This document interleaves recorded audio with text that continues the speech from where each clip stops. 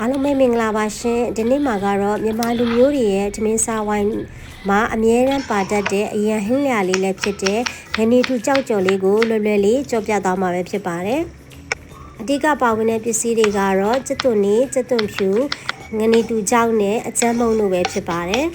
ကျက်သွန်နီနဲ့ကျက်သွန်ဖြူကိုတော့အခုလိုမျိုးပပလေးတွေလှီးထားပေးရပါမယ်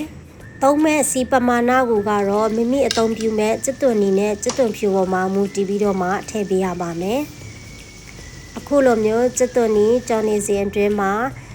ငနီတူ6ကိုရေဆေးပါမယ်ရေ2ခေါက်3ခေါက်လောက်ဖုံးလေးတွေတဲတွေတန့်စင်တော့အောင်ဆေးပြီးပြီဆိုလို့ရှိရင်တော့အခုလိုမျိုးစကားလေးနဲ့စစ်ထားပါမယ်ပြီးလို့ရှိရင်ကျက်သွန်နီလေးကိုတစ်ခါပြန်ကြည့်ပါမယ်ကျက်သွန်နီလေးတွေကအခုလိုမျိုးညညရောင်တန်းလာပြီဆိုလို့ရှိရင်တော့မီးဘိုးဘွားနေချလို့ရပါပြီပြီးလို့ရှိရင်တော့စကားတစ်ခုနဲ့စီတွေကိုဆက်လိုက်ပါမယ်ပြီးရင်တော့တစ်ခါပကံပြားတွေကိုထည့်ပြီးတော့မှအခုလိုမျိုးဖြန့်ပြီးတော့မှထားပေးရပါမယ်ပြီးလို့ရှိရင်တော့ခုနကအသုံးပြုထားတဲ့စီကိုပဲထပ်ပြီးတော့မှ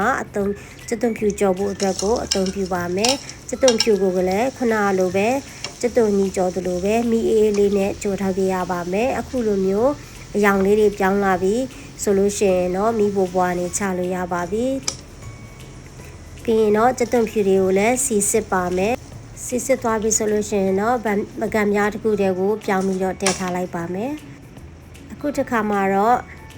ငါ6ကြော်ဖို့အတွက်ကိုစီအနေငယ်ထည့်သုံးပါမယ်ငါ6ကိုတော့ကျွန်မကနည်းနည်းလေးကျွတ်နေတဲ့အနေထားတည်းကိုကြော်ခဲ့ပါတယ်ငါ6ကြော်ရပြီဆိုလို့ရှိရင်တော့6လေးကျွတ်သွားပြီဆိုလို့ရှိရင်တော့ကျွန်မက gas မီးကိုပေးလိုက်ပါတယ်ပြီးလို့ရှိရင်တော့အိုးမှာရှိနေတဲ့အပူရှိန်တိုင်းနဲ့ကိုပဲအချမ်းမုံနဲ့အယောင်တင်မုံလေးထည့်ပြီးတော့မှ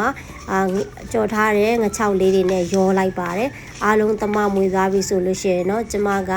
ပထမဦးဆုံးကြော်ခဲ့တဲ့ကျက်သွန်နီကြော်ကျက်သွန်ဖြူကြော်ပြီးတော့အရသာအတွက်ကိုစားအနှဲငယ်လေးထည့်ပြီးတော့မှအသုံးပြုပါတယ်ဒီနေရာမှာမိမိကကြက်သားမှုကြိုက်တယ်ဆိုလို့ရှိရင်လည်းနှစ်သက်တယ်ဆိုလို့ရှိရင်လည်းထည့်လို့ရပါတယ်เนาะဒီနေရာမှာတခုပြောချင်တာကအကယ်၍မိမိကအချိန်မရှိလို့ကြော်ပြီးသား ready made ကျက်သွန်ဖြူနဲ့ကျက်သွန်နီကိုရောပြီးတော့သုံးချင်တယ်ဆိုလို့ရှိရင်လည်းရပါတယ်เนาะဒါကတော့မိမိရဲ့စိတ်ကြိုက်ပါအခုလိုမျိုးကြော်ပြီးအေးခံထားတဲ့ငနီတူ6တွေကိုတန်းစင်ပြီးတော့မှ6တွေ့တဲ့ဖန်ပလင်းတော့မဟုတ်ဘူးတစ်ခုထဲမှာထည့်ပြီးတော့မှတေချာလေးလေလုံးအောင်အဖုံးပွိတ်ပြီးတော့စားသုံးမယ်ဆိုလို့ရှိရင်ဖြင့်ရဲတော်တော်ကြာထိစားသုံးနိုင်ပါတယ်เนาะအားလုံးပဲအဆင်ပြေကြမယ်လို့မျှော်လင့်ပါတယ်အဆုံးထိကြည့်ပေးကြလို့အားလုံးကိုကျေးဇူးတင်ပါတယ်ရှင် Thank you for watching bye bye